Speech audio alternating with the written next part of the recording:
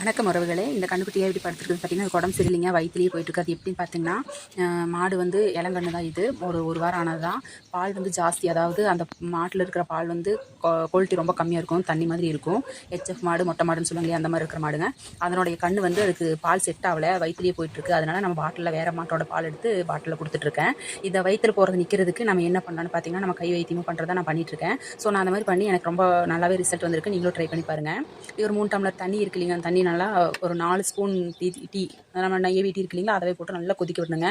நல்லா கொதிக்க விட்டு அது ஒரு 1/2 டம்ளர் ஆக வரைக்கும் சுண்ட விடணும். அந்த சுண்ட விட்டு அதைய அந்த சுண்ட விட்டுற அந்த தண்ணியை நல்லா ஒரு வெதுவெதுப்பான வர வரைக்கும் ஆற விடணுங்க. ஆற விட்டுட்டு இந்த மாதிரி ஒரு 2 எலுமிச்சங்கை கையில் எடுத்துக்கலாங்க. 2 எலுமிச்சங்க நான் வந்து 2 எடுத்துருக்கேன். ஏன்னா சிறுசாக இருக்கலாம், 2 எடுத்து பெருசாக இருந்தால் ஒன்றுவே போதும். அதை நல்லா புழிஞ்சுட்டு அதை வடிகட்டிடலாங்க.